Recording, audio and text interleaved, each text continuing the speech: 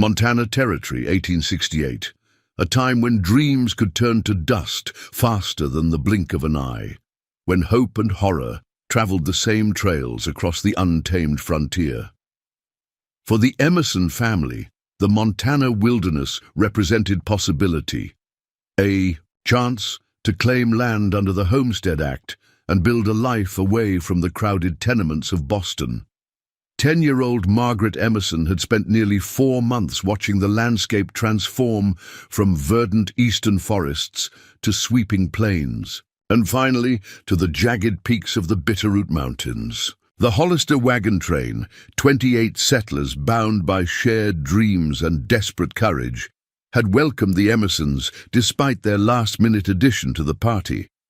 No one could have foreseen the blood and fire that awaited them in the shadow of those majestic mountains. Before we jump back in, tell us where you're tuning in from, and if this story touches you, make sure you're subscribed, because tomorrow I've saved something extra special for you. The morning frost silvered the tall grass surrounding their campsite as Margaret gathered kindling along the perimeter. Dawn had barely broken, the sky transitioning from charcoal to pearl grey, promising another clear autumn day. The wagons stood in their customary circle, a fragile barrier against the wilderness beyond. Most travelers remained asleep, except for old Mr. Hollister himself, who had taken the final watch of the night. Margaret's small hands moved methodically, gathering dry twigs for the breakfast fire. Her mind wandered to the corn husk doll her father had promised to help her make for her younger brother's birthday. Little Thomas would be turning 4 tomorrow, and despite months of difficult travel, their mother had saved a small jar of molasses to mark the occasion. Such simple joys seemed monumental after the hardships they'd endured on the trail. "Should be enough kindling there, Maggie," Mr. Hollister called softly, his weathered face crinkling with warmth. "Your mama will be needing it soon to start the morning meal." Margaret nodded, gathering her bundle. At 10 years old, she took pride in contributing to the daily work of survival. 4 months on the trail had transformed her from a city child into someone who understood the rhythm of frontier life, the constant labor, the rewards of self-reliance, the quiet moments of beauty amid hardship. The first gunshot shattered that. Rhythm like a stone through glass, Margaret instinctively dropped to the ground, the kindling scattering from her arms. More shots followed, then screams, high, terrified wails that sent ice through her small body.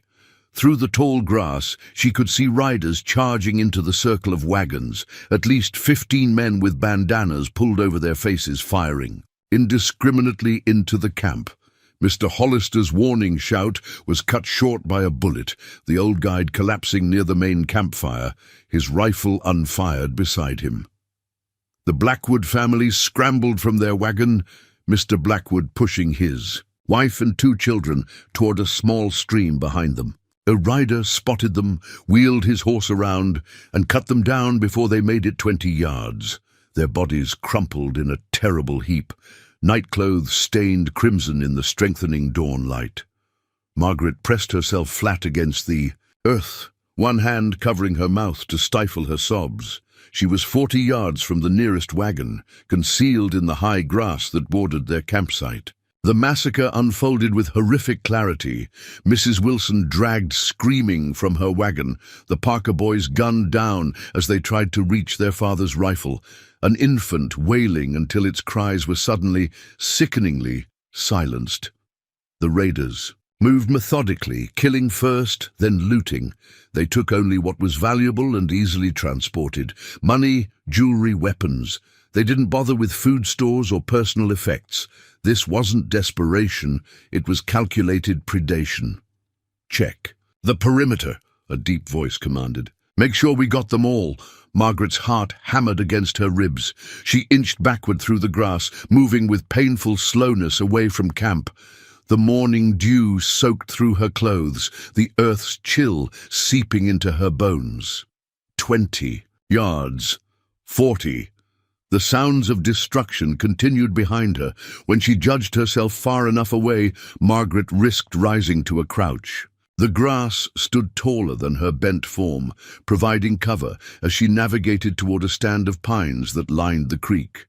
Each step was agony, her small body shaking so violently she feared the trembling might give away her position. A horse whinnied. Uncomfortably close, Margaret froze. "Nothing over here, Webber," a voice called, no more than 15 yards from where she stood, immobilized with terror. "Get back here, then. We're burning the wagons." Margaret remained motionless until the hoofbeats receded, then continued her painstaking retreat toward the trees. By the time she reached the pines, black smoke billowed into the morning sky. The raiders had set fire to the wagons, erasing evidence of their specific crimes, though not the broader atrocity. From the relative safety of the trees, Margaret watched as the murderers mounted up and rode southwest, their saddlebags heavy with stolen valuables. Only when they disappeared over a distant ridge did she allow herself to collapse against a tree trunk, her small body convulsing with silent sobs. Hours passed before she found the courage to return to what remained of the camp. The wagons still smoldered, reduced to blackened frames and ash. Bodies lay where they had fallen, their vacant eyes staring skyward. Margaret moved among them like a ghost, searching desperately for her family.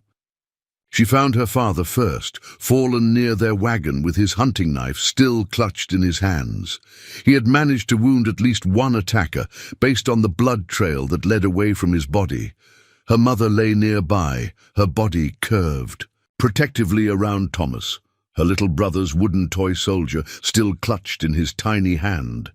Their stillness told Margaret everything her 10-year-old mind didn't want to accept. In a haze of shock, she gathered what supplies she could. Salvage, a canteen half full of water, her father's hunting knife, a singed blanket, and a small tin of matches from the chuck wagon. She couldn't bring herself to take anything else from the dead. The vastness of her predicament settled over her as she stood amid the devastation.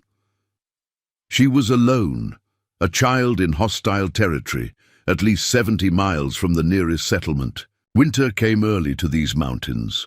If the elements didn't kill her, starvation would, or perhaps the raiders would return to ensure no witnesses remained. Yet beneath the crushing weight of circumstance, something hardened in young Margaret. Emerson. Her father's words from the previous night echoed in her mind. "Remember, Maggie girl, Emerson's don't surrender. We face our troubles and push through." With the meager supplies bundled into the blanket, Margaret studied her surroundings. The Hollister train had been following the Jefferson River northward, planning to connect with a larger trail that would take them west to their land claims. Logic dictated she should continue north toward the outpost at Fort Ellis, but the raiders had ridden southwest. North would be the first place they'd look if they suspected a survivor. Margaret turned her face eastward toward the mountains. Her father had pointed them out days earlier, the Tobacco Root Range, with peaks that caught the morning sun like jagged teeth. Rough country, he'd said, but full of game and hidden valleys. Something about those mountains called to her now. Not just the promise of concealment, but of height. From those peaks, she might see for miles, might spot approaching danger before it found her. She took a final look at the charred remains of the camp, silently promising her family that she would survive to tell of what happened here. Then, with the sun high overhead, Margaret turned her face eastward and began to walk. The first day passed in a fog of shock and physical strain. Margaret forced herself to move at a steady pace, rationing sips from the canteen, gathering service berries, where she found them growing alongside animal trails. As dusk approached, she sought shelter beneath an outcropping of rock, wrapping herself in the salvaged blanket against the mountain night's chill. Sleep came in fitful bursts, interrupted by nightmares of the morning's horror and the very real. Sounds of wildlife moving in the darkness beyond her shallow cave. Wolves howled in the distance, their cries echoing off the mountainsides. Dawn brought no comfort, only the stark reality of another day of survival. Margaret's feet, encased in sturdy but worn boots, developed painful blisters that burst and reformed with each mile. Her small pack, made from the blanket, grew heavier as the day progressed, though it contained almost nothing. The meager rations she had salvaged would last perhaps another day, if carefully measured, yet she pressed on, following game trails upward, counting each step as a small victory against death. By the third day, Margaret's situation had grown dire. The canteen held only a few precious swallows, though the mountain streams provided abundant water when she could safely reach their banks. Food was the greater concern. She had finished the last of her salvaged supplies that morning and had found little to forage along the day's journey. Hunger gnawed at her insides, making her steps unsteady and her thoughts increasingly muddled. The weather, too, had turned against her. Dark clouds gathered over the mountains, bringing an unseasonable cold front down from the north. The first raindrops hit as Margaret struggled up a rock-strewn slope. Within minutes, the drizzle became a downpour. Her clothes, already tattered from days of wilderness travel, offered little protection against the deluge. The blanket wrapped. Around her shoulders grew sodden and heavy. Her hair hung in dripping tendrils around her face, and her teeth chattered uncontrollably.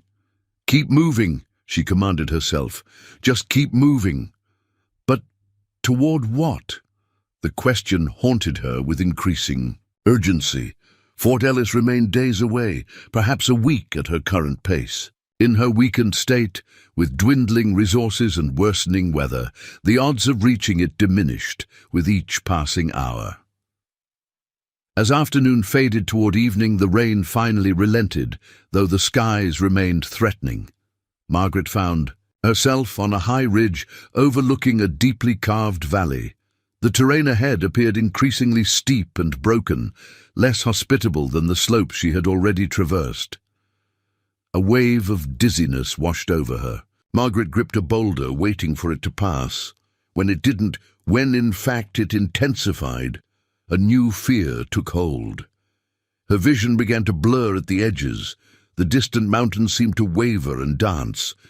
When the spell subsided slightly, Margaret raised her head and studied the broken landscape ahead. Continuing blindly forward no longer seemed possible. She needed shelter, a place to recover her strength before the coming night brought even colder temperatures.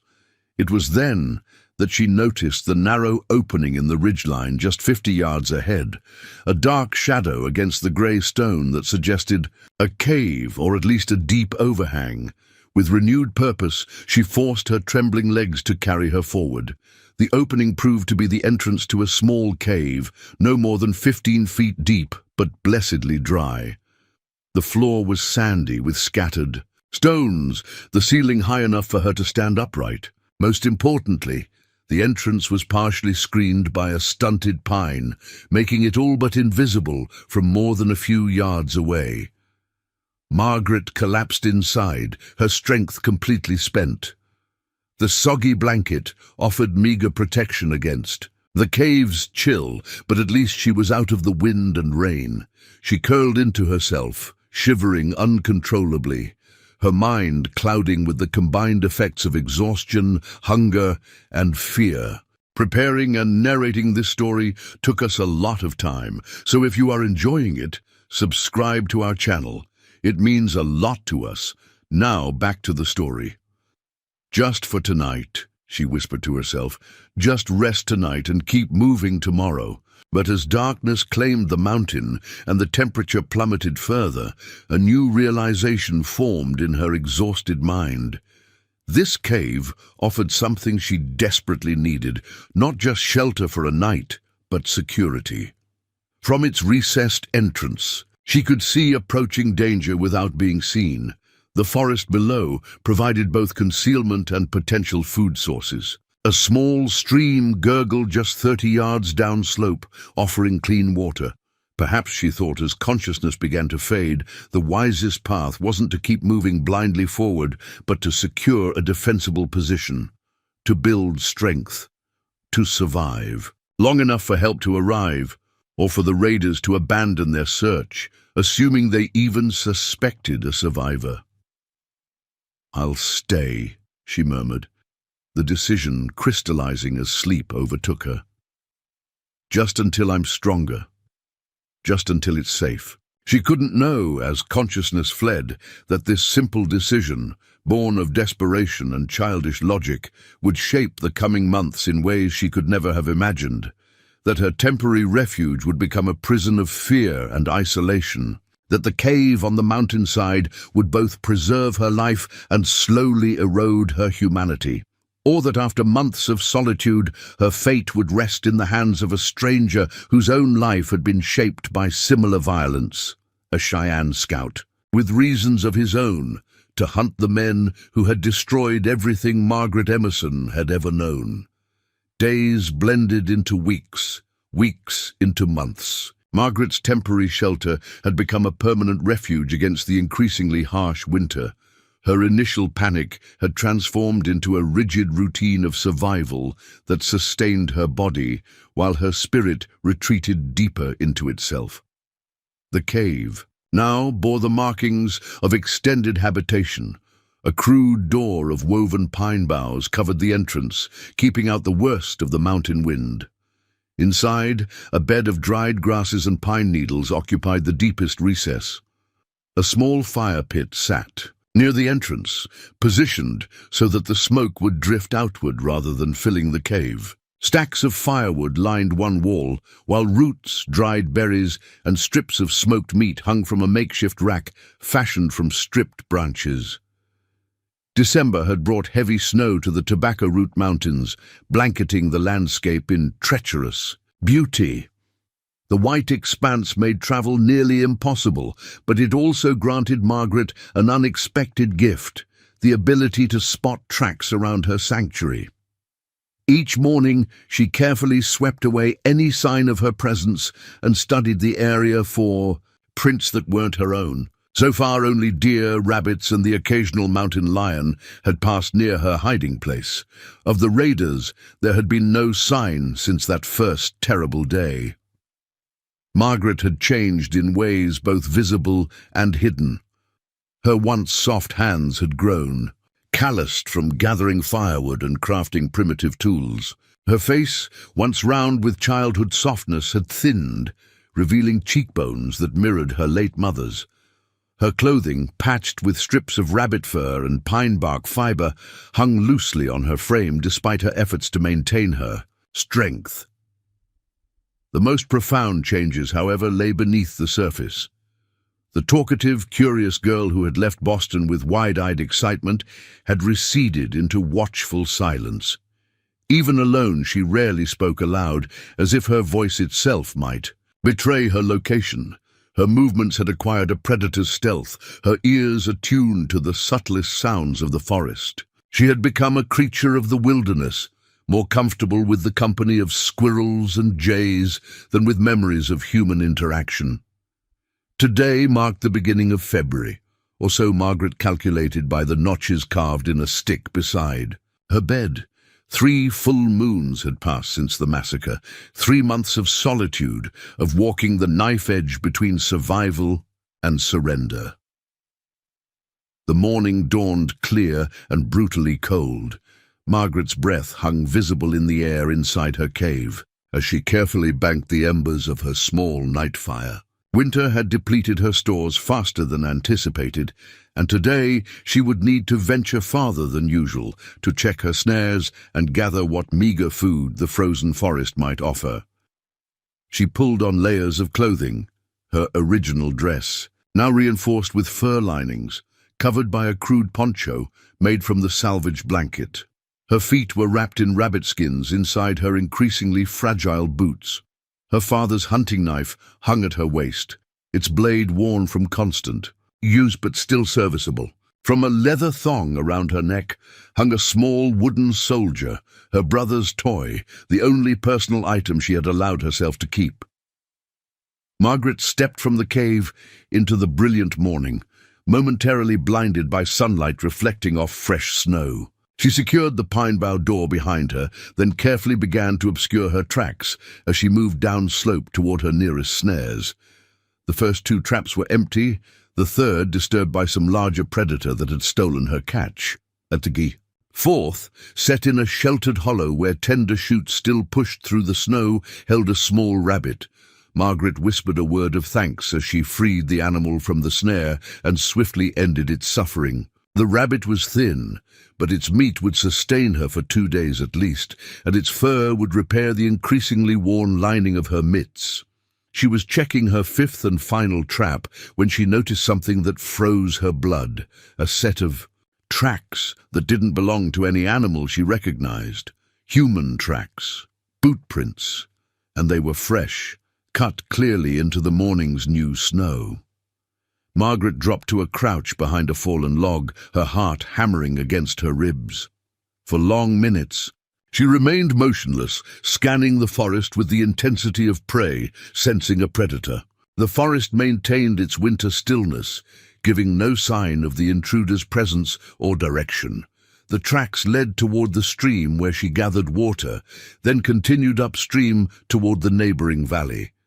They weren't the military style, boots worn by the raiders, but rather the distinctive imprint of moccasins with hardened soles, the footwear of someone who walked the mountains regularly, someone familiar with the terrain, a trapper perhaps, or a native scout. Neither possibility offered comfort. Trappers were often rough men who lived beyond the reach of law, while relations between settlers and native tribes remained tense throughout the territory. Anyone finding a white child alone in these mountains would ask questions she couldn't safely answer. Margaret backed away from the tracks, abandoning her final trap unchecked. She moved with painful caution, taking a circuitous route back to her cave, doubling back multiple times. To ensure she wasn't followed, she paused frequently to listen, straining her ears for any sound that didn't belong to the natural rhythm of the forest. By the time she reached her sanctuary, the winter sun had passed its zenith. She slipped inside, securing the door more thoroughly than usual, then retreated to the deepest shadows of the cave. Her hands trembled as she skinned the rabbit, her mind racing with newfound fear. 3 months of vigilance and now this. It couldn't be a coincidence. Someone was searching these mountains deliberately. That night, Margaret didn't light her fire despite the biting cold. She wrapped herself in every layer of clothing and fur she possessed and huddled in darkness, listening to the wind moan through the pines outside. Sleep evaded her entirely, her mind conjuring scenarios each more terrifying than the last. The next morning brought heavy clouds and the promise of more snow. Margaret ventured out only far enough to confirm that no fresh tracks surrounded her cave, then retreated inside to wait out the coming storm. The snowfall began mid-morning, a gentle curtain that gradually transformed into driving sheets of white. By evening, nearly a foot of fresh powder had accumulated, effectively erasing all signs of human passage from the mountainside. For 3 days, the storm raged, delivering the heaviest snowfall Margaret had experienced since seeking refuge in the mountains. When the skies finally cleared, the landscape had been transformed into an alien terrain of deep drifts and buried landmarks. Moving through this new topography would be exhausting and dangerous, but it also granted a temporary reprieve from discovery. No one, regardless of their tracking skill, could follow her now buried trail. Nevertheless, Margaret redoubled her precautions. She ventured from the cave only when absolutely necessary, abandoned her more distant snares, and gathered water from a small seep inside a rock crevice rather than visiting the stream. She maintained her vigilance, studying the area around her shelter each morning and evening for any sign of intrusion. For 2 weeks, she detected nothing unusual. The boot prints remained buried beneath layers of snow and ice, and no new tracks appeared in the vicinity of her shelter. Gradually, Margaret began to extend her movements again, driven by the increasing scarcity of food in her immediate surroundings. It was during one such foray, nearly 3 weeks after spotting the mysterious tracks, that disaster struck. Margaret had ventured to a south-facing slope where early spring thaw had exposed patches of ground, and the first tender shoots of new growth pushed through the soil. She was gathering these precious greens, her attention focused downward, when a sound stopped her heart, the unmistakable snap of a twig beneath a heavy foot. Margaret froze, her fingers still wrapped around a handful of shoots. Slowly, without moving her head, she shifted her gaze upward, scanning the forest in the direction of the sound. At first, she saw nothing but trees and lingering patches of snow. Then a shadow detached itself from the deeper shadows of the pines, a tall figure standing utterly motionless, watching her with the stillness of a mountain lion assessing its prey. The figure was clearly a man, broad-shouldered and imposing, despite the distance between them. He wore buckskins and a fur-lined jacket, with hair that hung in 2 long braids, adorned with what appeared to be small beads or feathers. His copper skin and distinctive clothing identified him immediately as one of the native people who had inhabited these mountains long before white settlers arrived. Their eyes met across 50 yards of forest floor. Margaret's instinct screamed at her to run, but experience had taught her the futility of flight. She wouldn't outpace an adult hunter on his home terrain.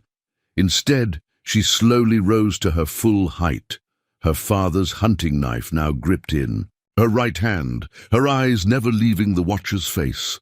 For a long moment, neither moved. They remained locked in mutual assessment, prey and predator, survivor and discoverer, child and adult. Yet something in the man's posture suggested he was as surprised by the encounter as she was. "I mean no harm, young one," the man called. In accented but clear English, his deep voice carrying easily across the distance between them. "You are far from safety here." Margaret remained silent, her knife held before her in what she knew was a pathetic defense. Her eyes darted briefly to the surrounding forest, calculating possible escape routes. "There are worse dangers in these mountains than me," the man continued, making no move to approach her. "I have tracked your movements for many days. You hide. Well, for a white child, but winter is harsh, and you grow weaker." "Leave me alone," Margaret finally responded, her voice rough from disuse, barely above a whisper. "I don't need help." A trace of something, perhaps amusement, perhaps respect, flickered across the man's stoic features. "Your snares are empty, your clothing thins. Spring comes slowly to high country." He gestured toward the eastern horizon. "Storm approaches, 3 days of snow and wind. Alone, you may not survive it." As if summoned by his words, Margaret noticed the dark bank of clouds building in the distance. Another storm system, perhaps even more severe than the last. Her food stores were critically low, her firewood nearly depleted. She had planned to spend the day gathering both. The stranger seemed to read her thoughts. "I make camp in the valley below. Food, fire, shelter." He paused, then added with surprising gentleness, "No questions asked until you wish to speak to them." "Why would you help me?" Margaret demanded, her voice stronger now, edged with the suspicion that had kept her alive for months. "I have lost a daughter," the man replied simply. "You have lost a father. Perhaps the Great Spirit brings us together for a purpose." The statement struck Margaret with unexpected force. How did he know about her father? Had he somehow visited the massacre site? Or was it simply a logical assumption about a child alone in the wilderness? Before she could respond, a distant sound reached them both, the faint but distinctive crack of a rifle shot echoing across the valley from the western slopes. The man's head turned sharply toward the noise, his body tensing visibly. "Bad men hunt these mountains," he said, his voice lower, more urgent. "Men who wear one face but show another. Men who kill without honor." He looked back at Margaret, his dark eyes intense. Same men who attacked wagons, perhaps. A cold that had nothing to do with the winter air seeped into Margaret's bones. The raiders. They had returned to the territory. "How do you know about that?" she asked, her knife hand trembling slightly. "Found burnt wagons months ago. Found bodies." His expression revealed a controlled anger. "Found tracks of men who dress as Cheyenne, but are not Cheyenne." Margaret's mind raced. If the stranger had found the massacre site, he knew far more about her than she had realized. Yet he had made no attempt to capture or harm her during the weeks he'd apparently been tracking her movements. "Who are you?" she finally asked. "I am called Running Wolf," he answered. "Scout for Northern Cheyenne, hunter of bad men." He paused, then added with grim determination, "Hunter of men who killed my brother's family and blame Cheyenne for the deed." Another rifle shot sounded, closer this time, followed by a third. Not hunting shots. They came too close together, too deliberately spaced. Someone was signaling across the valley. Running Wolf's expression hardened. They sweep the mountains, looking for something, or someone. His gaze fixed on Margaret with new intensity. "You saw their faces. You are a witness to their crime." The realization struck Margaret with terrible clarity. The raiders weren't simply passing through the territory again. They were hunting her. Perhaps they had counted bodies at the massacre site and found one missing. Perhaps they had discovered signs of her escape. Whatever the reason, they were methodically searching the mountains, and the approaching storm would soon force her from the relative safety of her cave as food and firewood ran out. Running Wolf seemed to read the shifting calculations on her face. "Choose quickly, young one," he said. "Storm comes, hunters come. I offer protection but cannot wait long." Margaret's world narrowed to this impossible choice. Trust this stranger from a people she had been taught to fear, or face both the killers and the storm alone. The knife in her hand suddenly seemed pitifully inadequate against either threat. "How do I know you're not with them?" she demanded, a final desperate question. Running Wolf's expression shifted subtly, revealing a depth of pain that resonated with her own. "Men who killed your family killed mine also," he said simply. "Used blue soldier uniforms when they attacked our hunting camp. Wore feathers and paint when they attacked white wagons. Create war between peoples who might otherwise live in peace." He slowly extended his open hand, palm upward, a universal gesture of offering. "I hunt for justice, not children. Come or stay, your choice. But choose now." A fourth rifle shot cracked through the forest, close enough to send birds scattering from nearby trees. The decision crystallized in Margaret's mind with sudden clarity. After months of isolation, months of trusting nothing but her own instincts, she recognized the truth in Running Wolf's words, in his eyes that carried the same haunted shadows she saw in her own reflection. She took a single step forward, then paused. "If you betray me," she said with quiet intensity, "I'll kill you in your sleep." For the first time, a genuine smile crossed Running Wolf's weathered face. "Strong spirit," he commented with approval. "Good. You will need it for what lies ahead." As the dark storm clouds gathered on the horizon and the distant sounds of the searching party grew closer, Margaret Emerson took her first tentative steps toward the Cheyenne scout. With each step, she left behind a piece of the solitary creature she had become and moved toward an uncertain alliance that would challenge everything she had been taught to believe about the frontier, about native peoples, and about her own capacity for courage. Neither could know, as they disappeared into the forest depths, that their unlikely partnership would eventually unravel a conspiracy that stretched from the highest levels of territorial government to the blood-stained hands of men who profited from hatred between peoples, or that the witness and the warrior, bound by shared tragedy, would become the unlikely architects of a justice both had abandoned hope of ever finding. The journey to Running Wolf's camp tested Margaret's endurance beyond anything she had faced during her months of solitary survival. They traveled in tense silence, moving with deliberate care through the forest to avoid leaving obvious signs of their passage. The Cheyenne scout set a demanding pace, occasionally pausing to listen or to obscure their tracks, but never slowing. For Margaret's benefit, pride kept her from complaining. After surviving alone for so long, she refused to appear weak before this stranger who had disrupted her isolation.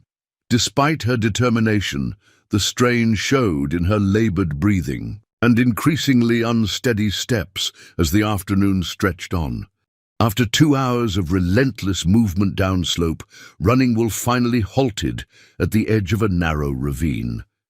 He studied Margaret's exhausted form with an appraising gaze.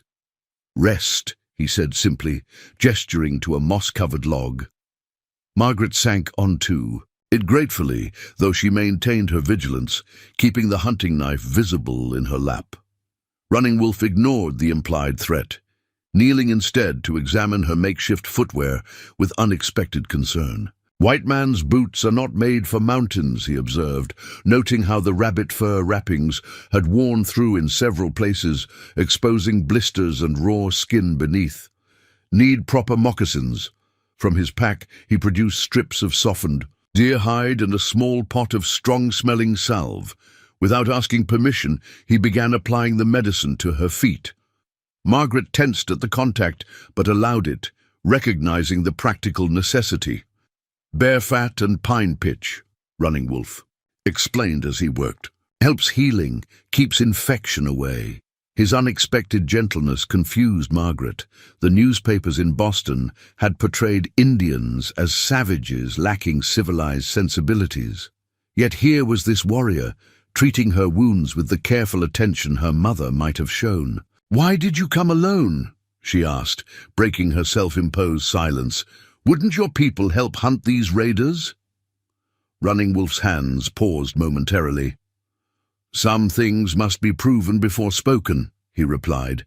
"My chief is wise but cautious. White men who speak against other white men are often not believed. Indian who accuses whites of wearing feathers to blame Cheyenne." He shrugged eloquently. "Even less likely to be believed," Margaret finished. "Need evidence, need a witness." His dark eyes met hers with surprising intensity. "Need truth that even the territorial governor cannot ignore." The implication was clear. Margaret was not simply a child he had found in the wilderness, but potentially a valuable ally in his quest for justice. The realization should have frightened her, yet it carried a strange comfort. For months, her survival had seemed pointless, disconnected from any larger purpose. Now, her continued existence might serve as testament to a truth others sought to bury. As Running Wolf finished wrapping her feet in the deer-hide strips, a question formed in Margaret's mind, one that had haunted her since their first encounter. "How long were you watching me before you showed yourself?" A hint of respect flickered across his stoic features. 12 days. Found your cave shelter during the last big snow. Tracked your movements. Studied your patterns." He secured the wrapping with a practiced knot. "You survive well for a child, better than many grown men." Margaret wasn't sure whether to feel violated or flattered by his surveillance. "You could have approached earlier." "Trust must be earned," he replied simply. "Needed. To know if you run to raiders or from them." He rose to his feet, gathering his pack. "Rest done, we move now." They continued downward through increasingly dense forest, the mountain air warming slightly as they descended into a sheltered valley. Margaret noticed how Running Wolf moved, not with the crashing directness of white hunters she had observed, but with a fluid efficiency that seemed almost part of the forest itself. He taught without words, his movements demonstrating the proper way to place feet, to use terrain for concealment, to listen to the forest's warnings. Despite her exhaustion and lingering suspicion, Margaret found herself absorbing these lessons, admiring the skill with which he navigated the wilderness. When he suddenly raised his hand in a signal to stop, she froze instantly, her senses alert for danger. Running Wolf pointed to a nearby thicket, where a young deer browsed, unaware of their presence. In a single, fluid motion, he knocked an arrow to his bow and drew it back. The arrow flew true, taking the deer through the heart. It collapsed without a sound, its death as efficient and merciful as possible. "Food," Running Wolf stated, moving toward the fallen animal. "And warmer clothing for you."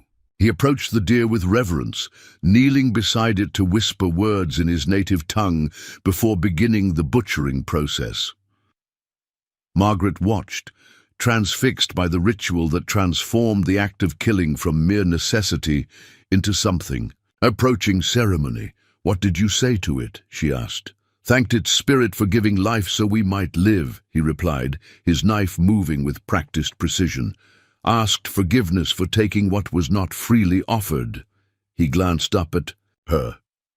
"Your people do not thank the animals they kill?" The question carried no judgment, merely curiosity, yet Margaret felt a strange discomfort. "My father always said a prayer before we ate," she offered, thanking God for providing. Running Wolf nodded. Different words, same meaning.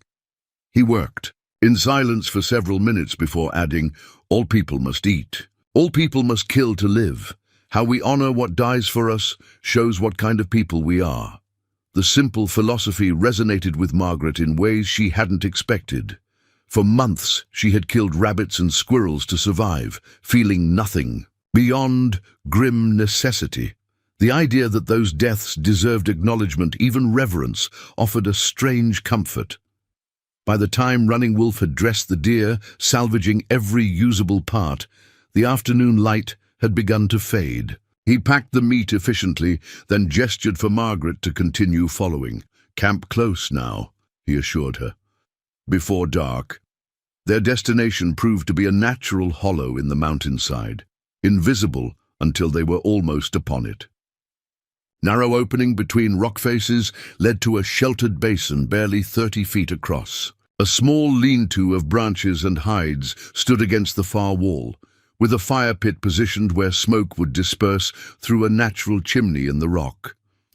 "Winter camp," Running Wolf explained. "Hidden from unfriendly eyes." The hollow offered perfect concealment while providing protection from the elements, similar to Margaret's cave, but clearly chosen with a warrior's eye for defensibility. A single sentry positioned at the narrow entrance could guard against any approach. Running Wolf busied himself preparing a fire while Margaret took stock of her surroundings. The camp showed signs of extended habitation, a stack of dried firewood, a crude drying rack for meat, even animal hides stretched for tanning. Yet it held no personal items, no decorative touches that might reveal something of its occupant's character. "You live alone?" she asked as he coaxed flames from tinder. "For now," he replied. "My people camp 3 days' journey west. Will return. When justice is found," he glanced at her, "or when snow melts from high passes, whichever comes first." As the fire grew stronger, spreading welcome warmth throughout the hollow, Running Wolf skewered strips of venison on green sticks and positioned them over the flames. The rich aroma of cooking meat filled the air, causing Margaret's stomach to clench painfully. She couldn't remember the last time she had eaten anything so substantial. They ate in silence, Margaret forcing herself to take small, measured bites despite her hunger. Running Wolf watched her with quiet approval, recognizing the discipline of someone who had learned to ration scarce resources. When they had finished eating, he produced a water skin and a handful of dried berries, a simple dessert that tasted like extravagance to Margaret's deprived palate. Only then, with hunger satisfied and the fire casting dancing shadows against the rock walls, did Running Wolf finally ask the question she had been dreading. "Now, young one," he said, his deep voice gentle but firm, "tell me what you saw when..." Bad men came. The request broke something inside her. For months, Margaret had carried the memory of the massacre locked away, unspoken, a weight she bore alone in the silence of her cave. Now faced with a direct invitation to release that burden, words poured from her in a torrent of grief and horror. She described everything: the early morning attack, the methodical slaughter, her concealment in the tall grass, the clear view she had of the raiders removing native disguises afterward. She remembered specific phrases they had used, including names: Preston, Miller, and their leader, a man called Weber with a distinctive scar across his jaw. Running Wolf listened without interruption, his face revealing little beyond intense concentration. When Margaret finally fell silent, emotionally drained by the recounting, he nodded once. "Same men," he confirmed grimly. "Same methods, same leader." He rose and moved to a small pack secured beneath a rock overhang. From it, he withdrew a piece of paper, a wanted poster, weathered and creased from repeated handling. He passed it to Margaret. "James Weber," Running Wolf said as she examined the crude illustration that did indeed show a man with a scarred jaw. "Former Army scout, now leads men who attack both white settlements and Indian hunting parties, takes gold, furs, horses, leaves bodies and blame." The poster offered a substantial reward for Weber's capture, dead or alive, but had been issued nearly 2 years earlier. The territorial authorities clearly hadn't succeeded in apprehending him. "He killed your family?" Margaret asked. Running Wolf's expression darkened. "My brother's family, 5 moons ago. Hunting camp near Medicine Bow Mountains." His hands tightened into fists. Men dressed as blue-coat soldiers shot children first so they would not escape, took horses, weapons, winter furs. His control slipped momentarily, revealing the raw grief beneath. "Found my brother last, still alive. Told me the truth before joining my ancestors. Said attackers spoke to each other as white men do, not as soldiers. One called another by name, Weber." Margaret absorbed this information, connecting it with her own experience. "They want whites and natives to blame each other," she said slowly, voicing the realization, "while they profit from both." "Smart girl," Running Wolf acknowledged. "Easier to steal, to kill, when people look in wrong direction." He stared into the fire, his voice dropping lower. "Territorial governor sends soldiers to punish Cheyenne for attacks we did not make. White settlers fear and hate us for violence done by men like Weber wearing false feathers." The political implications were beyond Margaret's full comprehension, but she understood enough. The murders she had witnessed were part of something larger, a deliberate strategy to incite conflict between settlers and native tribes. "Will anyone believe us?" she asked quietly. "A Cheyenne warrior and a child?" Running Wolf's gaze returned to her, assessing. "Truth has power," he said simply, "but needs evidence, needs witness who can speak to both worlds." He studied her with new intensity. "You walk between worlds now, Margaret Emerson. Not fully. Of white settlements anymore. Not of Cheyenne people, something new." The use of her full name startled her. She hadn't introduced herself. Reading her surprise, Running Wolf explained, "Found a small book in your father's pocket when I buried your family. Had names written inside. Thomas, Helen, Samuel, and Margaret Emerson." His expression softened slightly. "Kept book safe. Will return to you when the time is right." The knowledge that her father's Bible, the family record with all their births carefully inscribed in his neat handwriting, had been preserved sent unexpected warmth through Margaret's chest. Something tangible remained of her former life, even as that life receded further into memory with each passing day. "Weber's men are still hunting," she said, returning to more immediate concerns. "They were getting closer to my cave." "Running." Wolf nodded. "They search methodically, ridge by ridge, valley by valley." He added more wood to the fire, sending sparks spiraling upward. "Storm will slow them for 3 days, maybe 4. After that, must be ready." Ready for what? To hunt. The hunters, he said simply, to gather evidence that cannot be denied, to find justice for both our families. Margaret stared at him in disbelief. I'm just a child. What can I do against armed men? Not all strength is in the arm that holds a weapon, Running Wolf replied. Sometimes the strongest power is in the eyes that soar, the memory that holds, the voice that speaks truth when others listen. He leaned forward, his gaze intense. You survived alone in the mountains for 3 moons, found food, shelter, warmth when grown men would have died.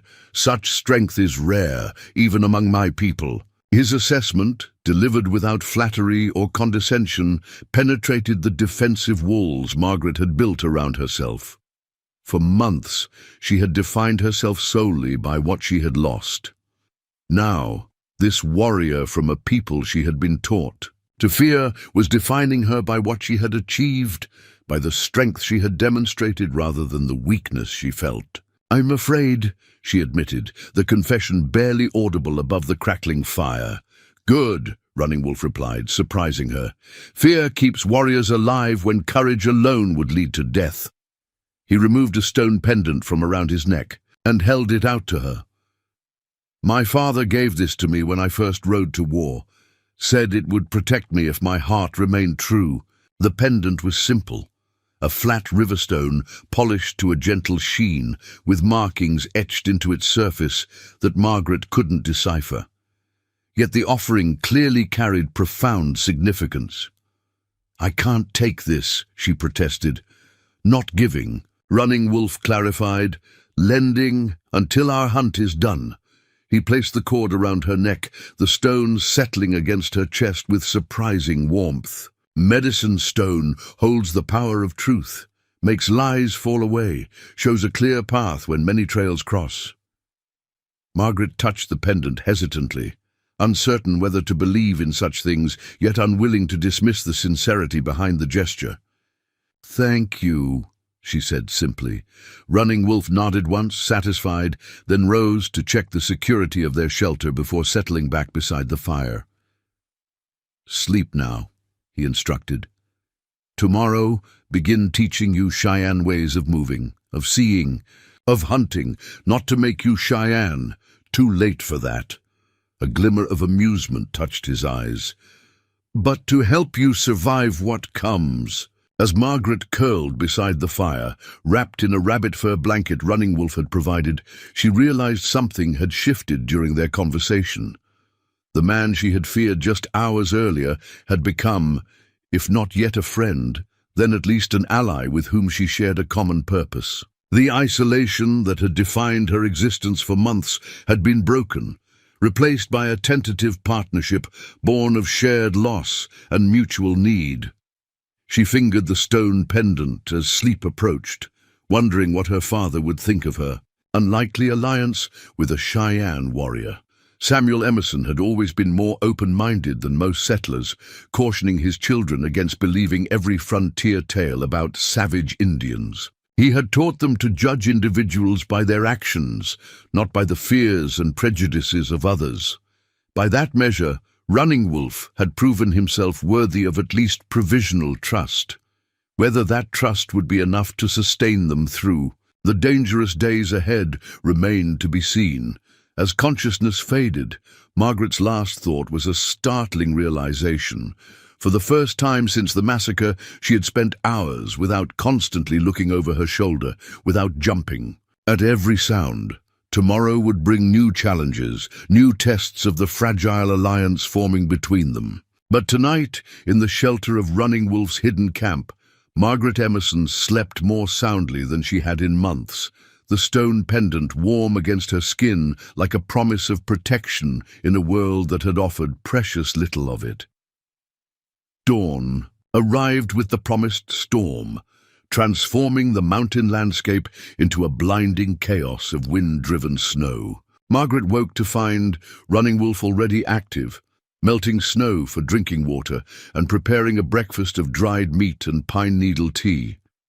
The hollow's natural configuration sheltered them from the worst of the blizzard, allowing a small fire that would have been impossible in more exposed terrain. "Storm good for us, bad for them," Running Wolf observed, handing Margaret a wooden cup of steaming tea. "Gives time to prepare." The preparation began immediately after their sparse meal. Despite the weather, Running Wolf insisted they use the enforced confinement for what he called teaching the eyes to see and the hands to speak. The first lesson involved moving silently across the hollow without disturbing a series of small sticks he had arranged on the ground, an exercise in stealth that proved far more difficult than Margaret had anticipated. "Balance like fox." "Running," Wolf instructed, demonstrating the careful foot placement that distributed weight gradually rather than all at once. "See with your whole body, not just your eyes." For hours, they practiced this fundamental skill, with Running Wolf correcting Margaret's technique with patient persistence. When she finally crossed the hollow without disturbing a single stick, his approval came as a simple nod that somehow carried more significance than effusive praise might have. The lessons continued throughout the day: how to move with the terrain rather than against it, how to use natural features for concealment, how to recognize the subtle signs that indicated recent human passage. By evening, Margaret's muscles ached from the unaccustomed movements, but her mind felt sharper, more attuned to details she would previously have overlooked.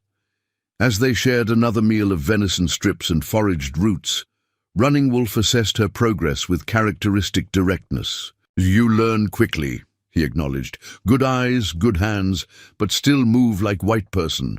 Too much hurry, too little patience." Margaret accepted the criticism without defensiveness. 3 months alone in the wilderness had stripped away many civilized pretenses, including false pride. "How long did it take you to learn these skills?" she asked. A rare smile touched Running Wolf's lips. "Still learning," he admitted. "Every day, the land teaches those willing to listen."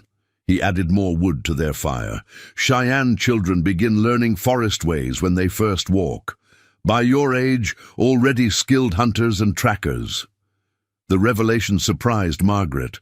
Among white settlers, children her age were considered too young for serious responsibilities beyond basic chores. Yet Running Wolf spoke of 10-year-old Cheyenne children as capable contributors to their community's survival. "Tell me about your people," she requested, genuinely curious. "Not what white people say about them, but what you would want me to know." Running Wolf studied her thoughtfully, as if weighing how much to share. "Cheyenne are many bands, many families," he began slowly. "Once lived far east in woods and lakes, pushed west by other tribes, then by white settlement. Now live on plains and mountains, follow buffalo herds, hunt elk and deer in the high country." His voice carried a subtle pride as he continued. "Known as strong warriors, but also as people who value honor, truth-speaking, generosity to those in need." He described a complex society with elaborate social structures, warrior societies that maintained order, spiritual leaders who preserved sacred traditions, councils of elders who made decisions affecting the entire tribe. Far from the primitive savages portrayed in penny dreadfuls and sensationalist newspapers, the Cheyenne emerged in his account as a sophisticated people, adapting to rapidly changing circumstances while striving to maintain their core values. "Most important teaching," Running Wolf emphasized, "is that all life is connected. Earth, sky, animals, people, all one circle. What harms one part harms all." "Is that why you thanked the deer?" Margaret asked, recalling his prayer over the animal he had killed. He nodded.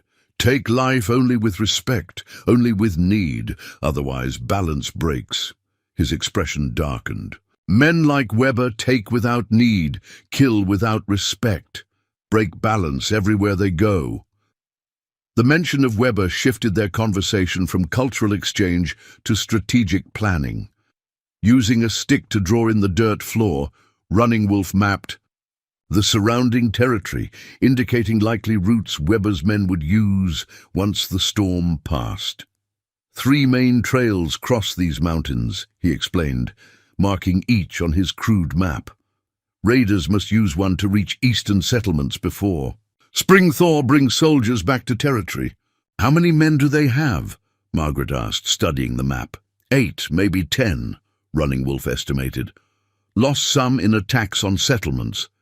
Gained others who prefer stealing to working. He pointed to a narrow pass between 2 peaks. Here is where they must cross. No other path for horses when snow deep, so we wait for them there. Running Wolf shook his head. Too dangerous. Need a plan that does not put you in their path. He considered for a moment. Need evidence first. Proof that links Weber to both attacks, on your wagon train and on Cheyenne hunting camp. What kind of proof would be enough? Margaret wondered, unsure what could possibly connect the 2 separate massacres. Something only raiders would have, Running Wolf replied. Something from both attacks that shows the same men responsible. He tapped the map thoughtfully. Weber keeps camp in an old mining settlement 3 valleys west. Raiders gather there between attacks to divide spoils. Margaret's eyes widened. You know where they're based? Why haven't you attacked them there? 1 warrior against many guns. Running Wolf raised an eyebrow. Not brave. Foolish. Scouts have watched the place from a distance. Raiders keep guard day and night. Too many for one man to fight alone. The implication hung between them, unspoken but clear. Running Wolf had been waiting for an opportunity, and Margaret's testimony might provide it. Yet sending a child anywhere near Weber's stronghold seemed unconscionable. I want to help, Margaret said firmly, sensing his hesitation. They killed my family. I have a right to be part of bringing them to justice. Running Wolf studied her with newfound respect. Brave words, he acknowledged, but brave words alone do not defeat rifles. He added another mark to his map. Need help from those with authority. Need those who can be arrested, who can testify in white man's courts. The army, Margaret suggested. There's a fort north of here, isn't there? Fort Ellis, Running Wolf confirmed. 2 days' journey in good weather, longer in snow. His expression revealed deep skepticism. Army rarely believes in Indians, may think you are bewitched by a savage kidnapper. The assessment was harsh but realistic. Relations between native tribes and military authorities remained fraught with misunderstanding and prejudice. Even with Margaret's testimony, convincing the army to act against white men based on a Cheyenne warrior's accusations would be difficult at best. What about the territorial marshal? Margaret suggested. My father said the marshal's answer to federal judges, not local authorities. Running Wolf considered this alternative. Marshal Hansen rides a circuit through mining towns, he said slowly. Fair man, from what I hear. Arrested white men for crimes against Indians before. He nodded, decision made. After the storm passes, we find a way to reach Hansen before. He leaves the territory. The plan took shape gradually over the next 2 days as the blizzard continued its assault on the mountains. Between training sessions that grew increasingly demanding, they developed a strategy that balanced safety with their need for justice. Rather than confronting Weber's men directly, they would gather evidence of the raiders' crimes, then seek out Marshal Hansen, who was reportedly investigating a series of robberies in Helena. On the 3rd day, the storm finally abated, leaving the landscape transformed under several feet of fresh snow. Running Wolf emerged from their shelter shortly after dawn, surveying the pristine white expanse with a tracker's eye. No movement yet, he reported upon returning. Snow is too deep. For horses, raiders will wait at least 1 day for paths to clear enough to travel. He began gathering supplies into a pack. Good time to move toward their camp, watch from a distance. Margaret had been dreading this moment, the transition from relative safety to deliberate proximity to danger. Yet the alternative remaining. hidden while Weber's men continued their campaign of violence, was unacceptable. She had not survived the massacre and months of solitary struggle merely to hide while others determined her fate. "I'm ready," she said with more confidence than she felt, gathering the few possessions she had accumulated during her stay with Running Wolf. A small hunting knife he had given her, a pair of properly made moccasins that replaced her improvised footwear, and a rabbit fur-lined jacket that offered significantly more protection than her tattered dress. Running Wolf assessed her critically, then reached into his pack and withdrew a small leather pouch. From it he produced dark ochre, charcoal, and bear grease. With practiced hands, he began applying these to Margaret's face in patterns that disrupted her naturally pale complexion. "War paint?" she asked hesitantly. "Not war paint," he corrected. "Hunting paint. Helps eyes not see what is there." He worked methodically, transforming her appearance with strategic applications of the natural pigments. "White skin catches eye in the forest. This makes you part of the shadows." When he finished, he held up a polished piece of metal that served as a crude mirror. Margaret barely recognized herself. The face that looked back at her was neither white nor native, but something else entirely, a creature of the wilderness, eyes intense beneath darkened brows, cheekbones accentuated by strategic shadows. "Remember," Running Wolf instructed as they prepared to depart, "we watch only, no confrontation. Evidence, then find Hansen." They traveled west, moving with the careful deliberation Running Wolf had drilled into Margaret during their days of training. The fresh snow made progress, difficult, but offered the advantage of clearly revealing any other traveler's passage. By midday they had covered perhaps 5 miles, working their way gradually toward a ridge that overlooked the valley, where Weber reportedly maintained his base. As they paused to rest in a sheltered grove of pines, a distant sound reached them, the distinctive crack of an axe against wood echoing across the valley. Raiders clearing fallen trees from trail, Running Wolf surmised, his expression sharpening. Preparing to move soon, they altered their course slightly, approaching the sound with extreme caution. 2 hours of careful stalking brought them to a vantage point above a narrow mountain trail where 3 men worked to clear a massive pine that had fallen across the path. From their elevated position, partially concealed behind a rock outcropping, Margaret and Running Wolf observed the activity below. "Weber's men?" Margaret whispered. Running Wolf nodded grimly. "Seaman with red beard," he indicated the largest of the 3. "At the Cheyenne Massacre, called Miller by others." Margaret studied the man, committing his features to memory. "He wasn't at our wagon train," she said. "At least I don't remember him." "Different groups, same leader," Running Wolf explained. "Weber sends some men north, some south, covers more territory." They watched as the men continued their labor, their conversation occasionally carrying up to the hidden observers. Much of it was mundane complaints about the weather and the work, but one exchange captured their attention completely. "Weber wants us ready to move by morning," the red-bearded man called Miller announced. "Says the army's pulling out of Fort Ellis for the season. Once they're gone, we'll hit the Jenkins settlement south of Bozeman." "Another Indian attack?" one of the other men asked with a coarse laugh. Miller spat into the snow. "Nah, this one's different. Weber's got a deal with some territorial officials. We make it look like angry settlers retaliating for the wagon train massacre. Officials get what they want, more reason to push the Cheyenne onto reservations. We get what we want, nobody looking too hard at who's really behind it." The casual confirmation of their suspicions sent a chill through Margaret that had nothing to do with the winter air. This wasn't merely opportunistic banditry, but a coordinated strategy involving corrupt officials. The implications stretched far beyond the immediate threat to either settlers or Cheyenne.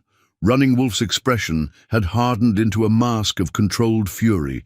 His hand tightened on his knife, and for a moment Margaret feared he might abandon. Their plan of observation for immediate vengeance. She touched his arm gently, reminding him of their larger purpose. After a tense moment, he nodded, acknowledging the wisdom of restraint. They remained in their hidden position until the men finished clearing the path and departed toward what must be their main camp.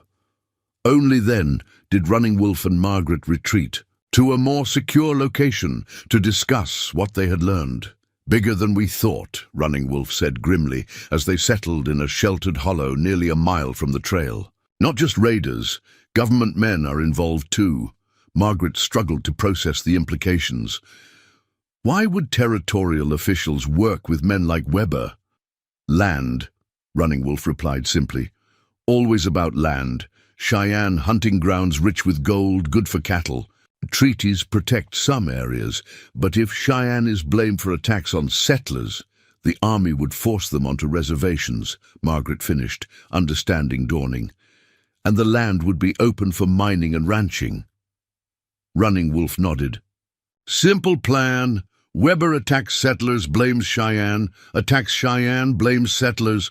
Officials claim need for protection on both sides. Everyone moves to where the government wants them. Everyone except the people who died," Margaret added bitterly. "Need more than what we heard," Running Wolf decided after a moment of thought. "Words alone are not enough. Need something that connects Weber to both massacres." He studied the terrain thoughtfully. Their main camp close now, maybe 2 miles west in an abandoned mining town.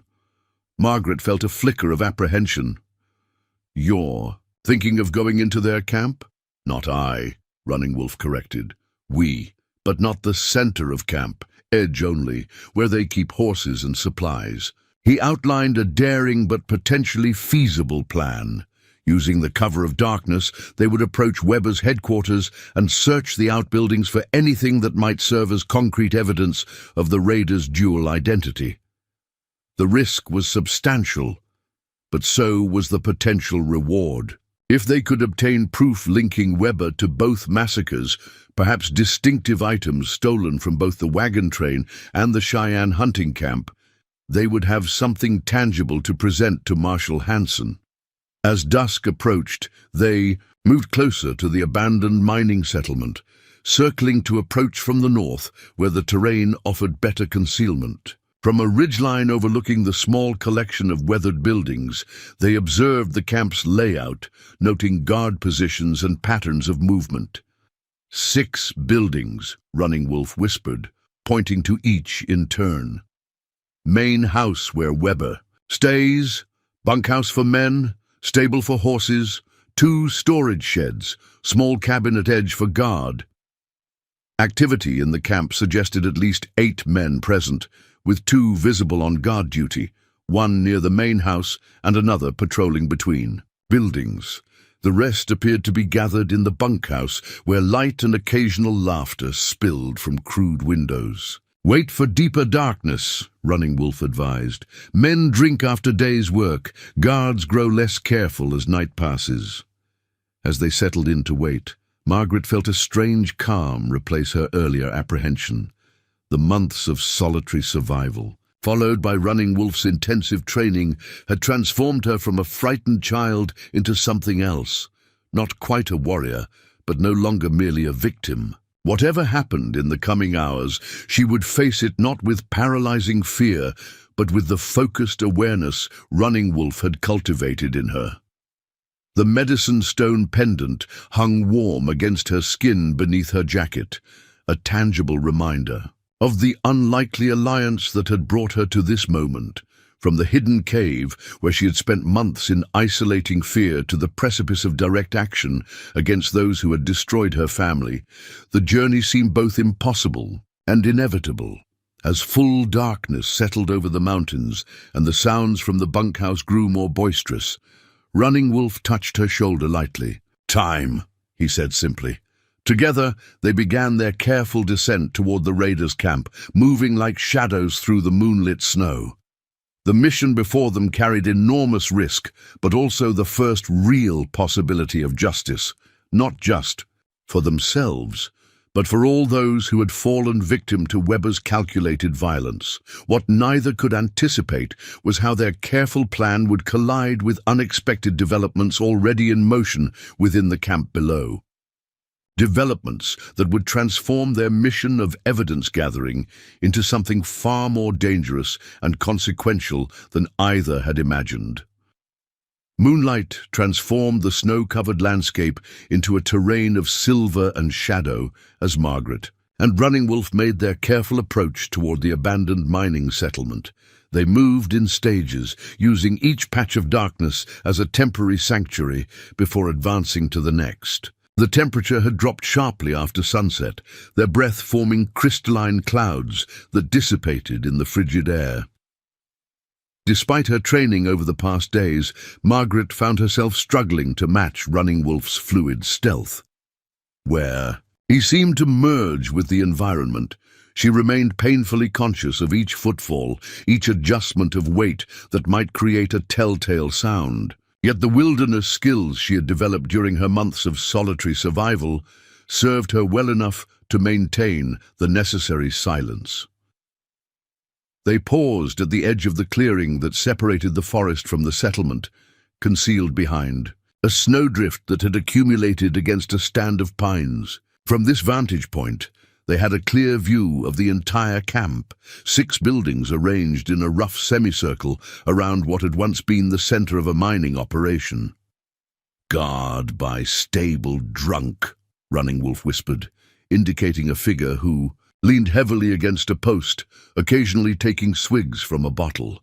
"Main house still has light. Weber is awake." "Where do we look first?" Margaret asked, her voice barely audible. Running Wolf pointed to a small structure at the far edge of the camp. "Storage shed. Raiders keep stolen goods there before taking to traders." He studied the layout once more, then pointed to a narrow path that wound between snowdrifts and the shadow of the bunkhouse. "That way keeps us hidden the longest." With a final check to ensure no one had emerged from the other buildings, they began their approach, moving from one pool of darkness to the next. The sounds from the bunkhouse, drunken laughter, the occasional burst of argumentative voices, provided useful cover for their careful advance. They had nearly reached the storage shed when the bunkhouse door suddenly banged open, spilling yellow lamplight across the snow. Margaret and Running Wolf froze instantly, pressing themselves against the wall of a nearby building as 2 men emerged, weaving slightly from the effects of alcohol. "Weber wants the prisoner ready to move by morning," one man slurred to the other. "Says we need to get the engine to the Jenkins settlement before the marshal starts poking around Helena." "Waste of time keeping him alive this long," the second man complained. "Should have just killed him with the others at the hunting camp." Margaret felt Running Wolf tense beside her, his body going rigid at the mention of a captured Cheyenne. The men continued past their hiding place, heading toward what appeared to be a root cellar partially built into a hillside, a structure they hadn't noticed during their earlier surveillance. Once the men disappeared inside, Running Wolf turned to Margaret, his expression transformed by unexpected hope and renewed urgency. "My cousin," he whispered, "Yellow Hawk, thought killed with others, must be a prisoner." Their mission had suddenly become more complex. No longer simply gathering evidence, they now faced the moral imperative of rescuing a captive who might be the only other survivor of the Cheyenne massacre. Yet attempting a rescue would dramatically increase the danger they faced. "The storage shed is still our best option," Margaret reasoned, thinking quickly. "If we find evidence first, we'll have a better chance of freeing your cousin and getting away safely." Running Wolf visibly struggled with the impulse to rush immediately to his kinsman's aid, but ultimately nodded in agreement. "Wisdom before action," he acknowledged grimly. "Evidence first, then rescue." They continued toward the storage shed, reaching it without further incident. The crude wooden door was secured with a simple metal latch rather than a lock. The raiders, apparently confident in their isolation and the deterrent effect of armed guards. Running Wolf lifted the latch carefully, easing the door open just enough for them to slip inside. The interior was dark and cluttered, Smelling of dust, leather, and gunpowder, Running Wolf produced a small bundle of pine needles from his pouch, lighting it to create a makeshift torch that cast just enough illumination to navigate without being visible from outside. The shed contained an astonishing array of plundered goods: rifles stacked against one wall, crates of ammunition, saddlebags bulging with unidentified contents, even women's jewelry piled carelessly in a wooden box. "Look for things from your wagon train," Running Wolf directed, as they began carefully searching through the stolen items. "Something you recognize." Margaret moved methodically among the plunder, examining each item for any connection to the Emerson family or the other settlers of the Hollister wagon train. Much of it meant nothing to her, anonymous valuables that could have come from any homestead or settlement. Then, half buried beneath a stack of furs, she spotted something that stopped her heart: a silver pocket watch with distinctive engravings that had belonged to Mr. Hollister, the wagon train's leader. "This was his," she whispered, holding it up. "He showed it to me the night before the attack, said it had been in his family for 3 generations. Running Wolf nodded approvingly, tucking the watch into his pouch. "Good evidence. Shows raiders at Wagon Massacre." He continued searching, eventually uncovering a beaded medicine bag whose craftsmanship he immediately recognized. "This belonged to Singing Bird, my brother's wife, made by her own hands for healing ceremonies." The discovery of items from both massacres provided the concrete connection they had been seeking, proof that the same men were responsible for attacks on both settlers and Cheyenne. It wasn't merely circumstantial evidence, but physical objects that could be identified by survivors and witnesses from both communities.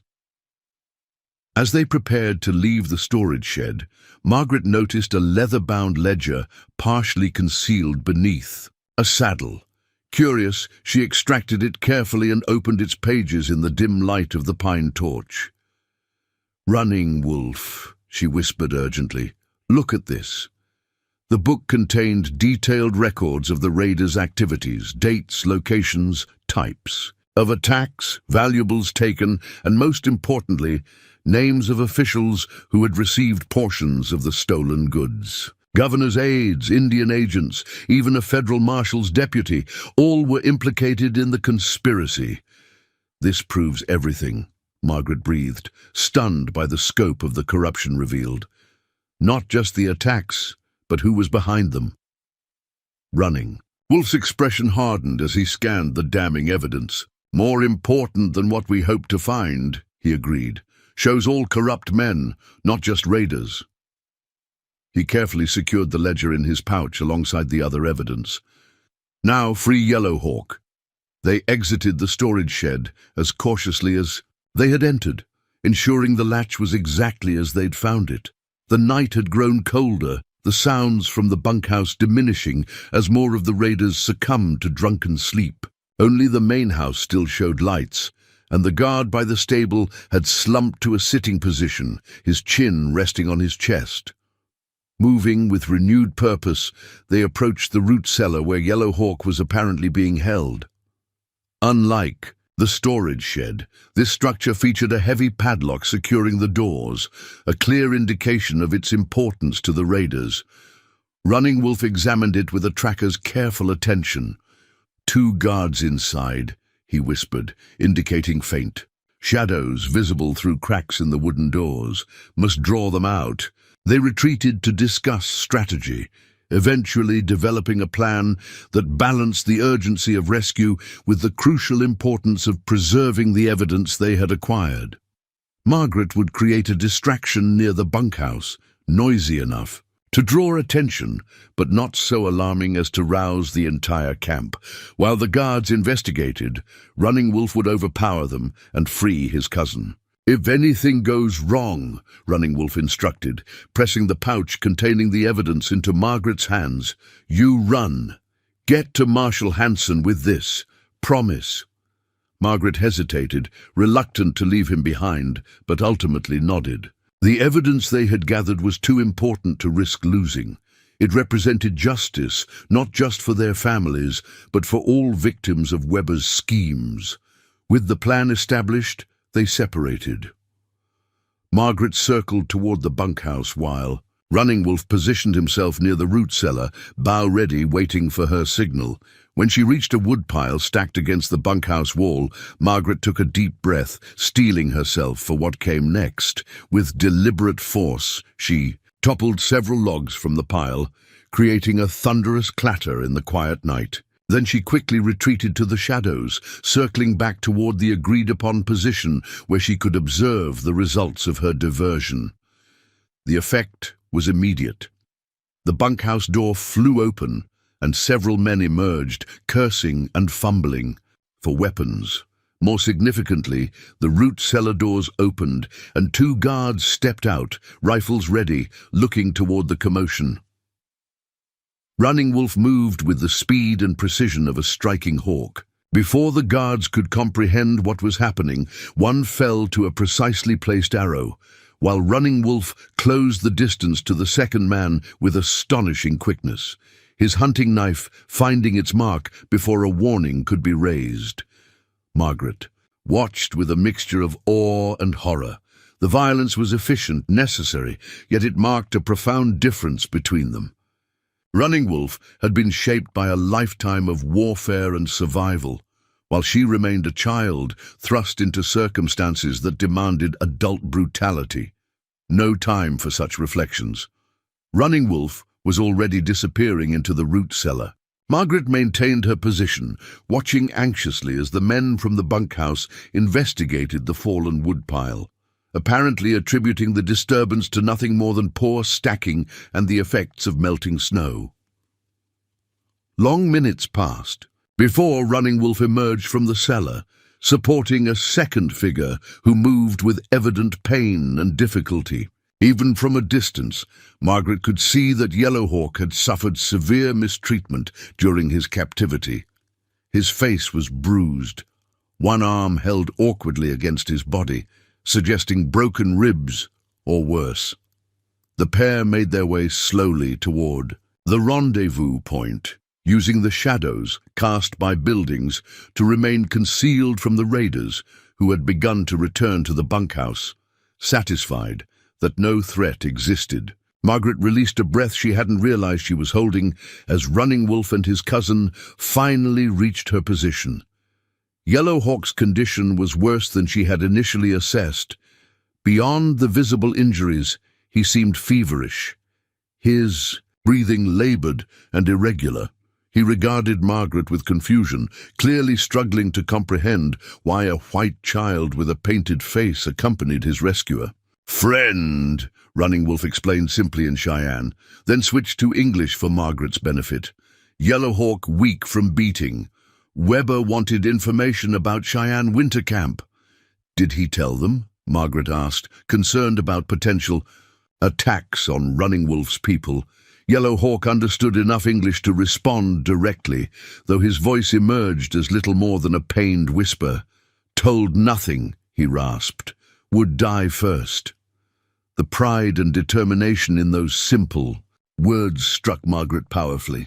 Here was a man who had endured torture rather than betray his people, the same people her own society dismissed as savages lacking civilized values. Their escape route now complicated by Yellowhawk's condition, they began the difficult process of withdrawing from the settlement. Progress was agonizingly slow, with Running Wolf supporting much of his cousin's weight, while maintaining vigilant awareness of potential pursuit. Margaret led the way, employing the techniques Running Wolf had taught her to identify the safest path through the snow-covered terrain. They had covered perhaps a quarter-mile when shouts erupted from the camp behind them. The missing prisoner had been discovered. Moments later, a shot rang out, the bullet whining harmlessly past them into the forest. "They follow tracks in snow," Running Wolf said grimly. "Cannot outrun with injured Yellowhawk." The tactical reality was clear. Burdened by a wounded man, they couldn't hope to escape raiders on horseback, especially through deep snow that preserved their trail in unmistakable detail. They needed an alternative strategy, immediately. "The ridge," Margaret suggested, pointing toward a rocky outcropping. that rose above the tree line. If we can reach higher ground, maybe we can defend a position until daylight. It wasn't an ideal solution, but it offered better prospects than being ridden down in open terrain. They altered course, ascending toward the ridge with desperate urgency, as more shouts indicated the raiders had organized a pursuit. Yellow Hawk struggled visibly with each step, but maintained a stoic silence, refusing to become the liability that doomed them all. The climb was treacherous, the slope steep and partially iced over beneath its covering of snow. Multiple times, Margaret lost her footing, saved from falling only by grabbing at exposed roots or rock outcroppings.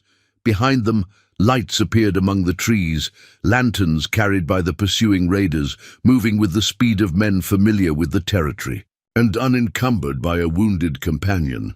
When they finally reached the ridge, Running Wolf quickly assessed their position. One side featured a sheer drop, creating a natural barrier against approach. The other side, while steep, could be ascended by determined pursuers.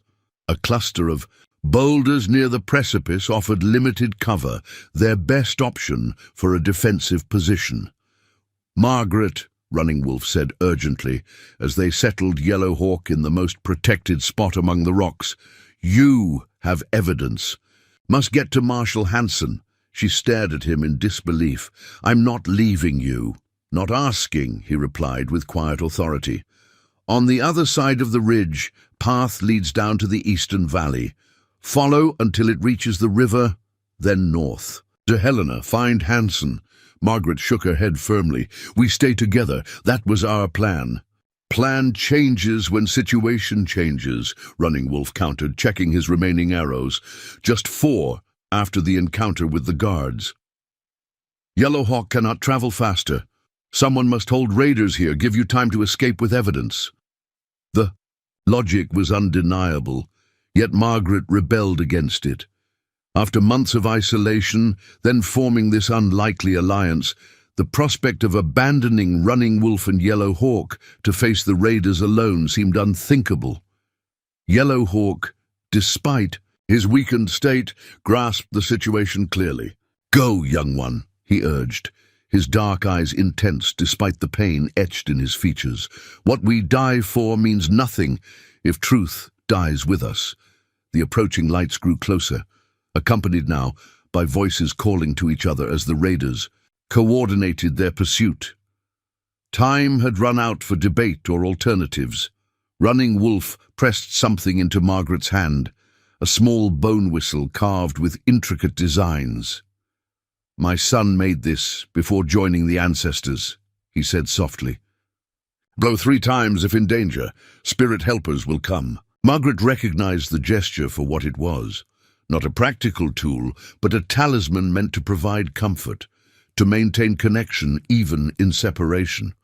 She closed her fingers around it, throat tight with emotions she couldn't express. "I'll find Hanson," she promised. "I'll bring help." Running Wolf nodded once, satisfied. "Follow the eastern path.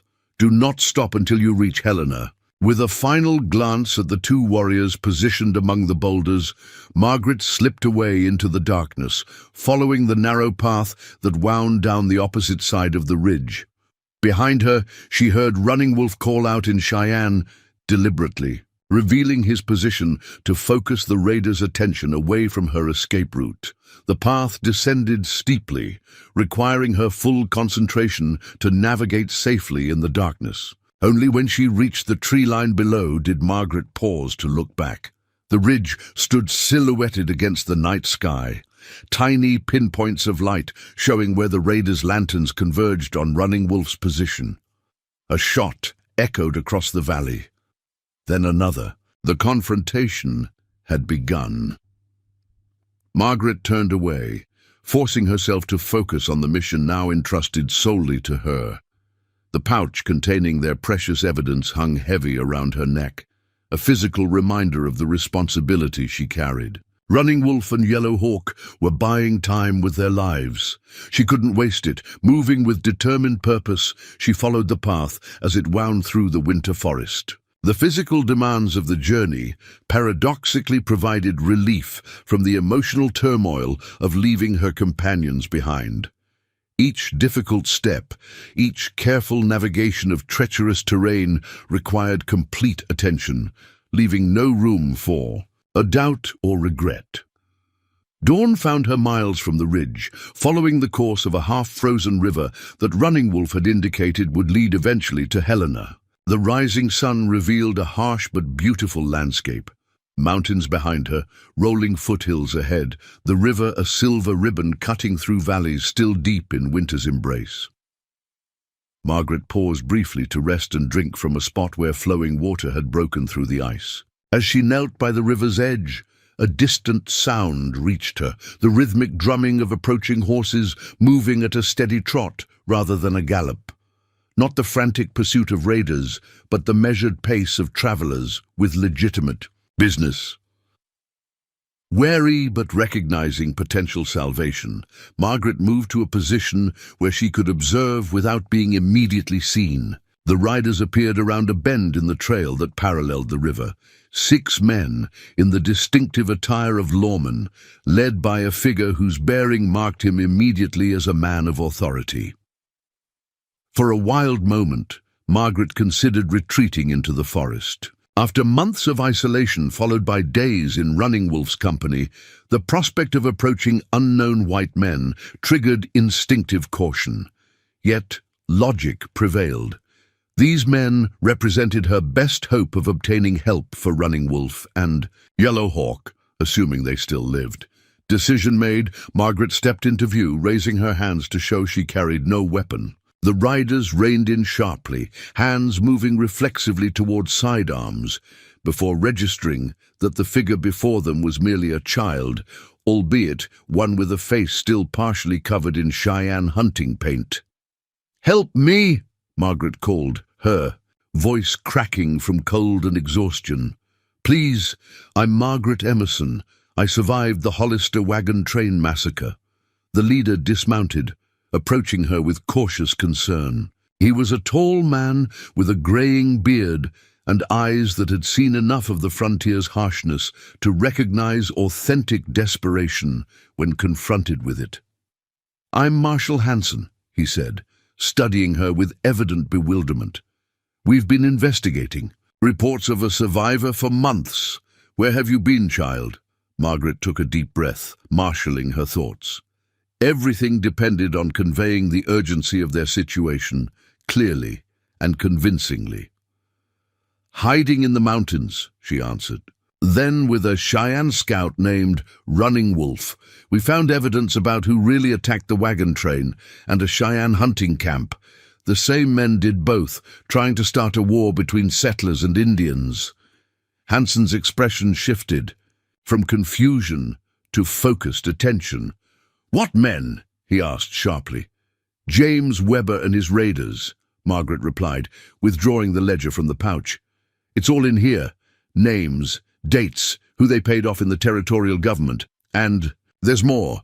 Weber's planning another attack on the Jenkins settlement, making it look like Cheyenne retaliation." The marshal took the ledger, quickly scanning its contents. His weathered face hardened as he absorbed the implications of what he was reading. "Where did you get this?" he demanded. "Running Wolf and I took it from Weber's camp last night," Margaret explained. "We rescued another Cheyenne prisoner too, Yellow Hawk, but the raiders followed us. Running Wolf and Yellow Hawk stayed behind at a ridge west of here to hold them off while I brought you the evidence." Hanson exchanged glances with his deputies, suddenly all business. "Johnson, take the girl back to Helena," he ordered. "The rest of you with me." He turned back to Margaret. "Can you show my deputy where to find this ridge on a map?" Margaret nodded gratefully, exhaustion and relief washing over her in equal measure. "They're outnumbered," she said urgently. "At least 8 raiders against 2 wounded men." "We'll ride hard," Hanson assured her, already remounting his horse. "Johnson, get her safe to town, then bring her statement to Judge Wilson directly, no one else." As 5 of the riders departed at a gallop, following Margaret's directions toward the ridge where she had left Running Wolf and Yellow Hawk, the deputy named Johnson helped her onto his horse. The events of the past 24 hours crashed down on her at once. The infiltration of the raiders' camp, the discovery of Yellow Hawk, the desperate flight and separation from Running Wolf. "They saved my life," she told Johnson as they turned. Toward Helena. "Everyone thinks the Cheyenne are savages, but they saved me. And now they might die for it." The deputy regarded her with thoughtful eyes. "Judge Wilson's been investigating corruption in the territory for months," he said. "That ledger you brought, it could change everything." Margaret touched the bone whistle Running Wolf had given her, still clutched in her hand like a talisman. "I hope that's enough," she whispered, more to herself than to Johnson. "I hope that's worth what it cost." As the horse carried her away from the mountains that had been both her prison and her salvation, Margaret Emerson confronted the uncertainty of what awaited her in the world of white settlements and legal justice, a world that suddenly seemed as foreign to her as the Cheyenne camp might have once appeared. Behind her, the fate of Running Wolf and Yellow Hawk hung in the balance, dependent on whether Marshal Hanson's party could reach them in time. Ahead lay the challenge of convincing a territory accustomed to viewing natives as enemies that this time the real enemy wore a familiar face, and that justice required acknowledging uncomfortable truths about who had truly been the predator and who the prey on this blood-soaked frontier. Helena sprawled across a series of low hills, its buildings a curious mixture of frontier rawness and emerging permanence. Log structures stood alongside more ambitious edifices of stone and milled lumber, testament to the territory's rapid transition from wilderness outpost to established settlement. To Margaret, who had spent the last 3 months in the isolation of mountain wilderness, the town appeared overwhelming, too large, too crowded, too loud with the cacophony of human commerce and conversation. Johnson led her directly to the territorial courthouse, a dignified 2-story building of red brick that stood apart from the more haphazard construction surrounding it. Inside, they were immediately shown to Judge Wilson's chambers, a book-lined room whose atmosphere of quiet authority reminded Margaret with unexpected poignancy of her father's study in their Boston home. Judge Wilson himself proved to be a surprise. Not the stern, forbidding figure Margaret had anticipated, but a man of perhaps 60 with kind eyes that crinkled at the corners and a gentle manner that put her instantly at ease. After Deputy Johnson made brief introductions and excused himself to return to his duties, the judge studied Margaret thoughtfully. "You've been through quite an ordeal, Miss Emerson," he observed, his voice carrying the cultivated tones of Easton. "Education softened by years on the frontier. Perhaps you'd care for some hot chocolate before we begin our discussion. My clerk does exceptionally well." The unexpected kindness nearly undid Margaret's composure. After months of bare survival, followed by days of tension and danger, such a simple comfort seemed almost unreal. She nodded, not trusting herself to speak without her voice breaking. While they waited for the promised refreshment, Judge Wilson asked only the most basic questions about her identity and connection to the Hollister wagon train. He made no demand for her immediate testimony, nor did he press her about the Cheyenne painting still visible on her face, despite her attempts to wash it off at the river. Instead, he allowed her to acclimate gradually to her surroundings, recognizing, perhaps, that the transition from wilderness to civilization required adjustment. Only after Margaret had consumed most of a mug of rich hot chocolate, accompanied by a plate of simple biscuits that nonetheless seemed like extravagant luxury, did the judge broach the subject of her experiences. "Marshal Hanson sent word ahead about the evidence you provided," he said, indicating the ledger that now lay on his desk. "I've reviewed it briefly, and I must say it's the most comprehensive documentation we've seen of the corruption plaguing this territory." He leaned forward slightly, his expression serious but gentle. "Would you be willing to tell me your story, Margaret? All of it, from the beginning?" Margaret set down her mug carefully, gathering her thoughts. Over the past months, She had relived the Wagon train massacre countless times in nightmares and waking memories alike, but had never spoken of it aloud. Finding the words now seemed both necessary and impossibly difficult. I was gathering kindling. She began hesitantly, then found her voice strengthening as the narrative unfolded. She described the attack in clinical detail, the initial gunshots, her concealment in the tall grass, the clear view she had of the raiders removing native disguises after completing their bloody work. Judge Wilson listened without interruption, his face revealing nothing beyond attentive concern. Only when Margaret described her months of solitary survival in the mountain cave did he betray a flicker of surprise, clearly reassessing the child before him in light of such extraordinary resilience. When she reached the part of her story involving Running Wolf, Margaret found herself speaking with increasing passion, determined to convey not just the facts of their alliance, but the deeper understanding it had fostered. "He could have captured me or killed me," she emphasized. "Instead, he taught me to survive better. He showed me how our families were victims of the same men. And when we found evidence against Weber, he stayed behind to give me a chance to escape with it." Her voice faltered slightly.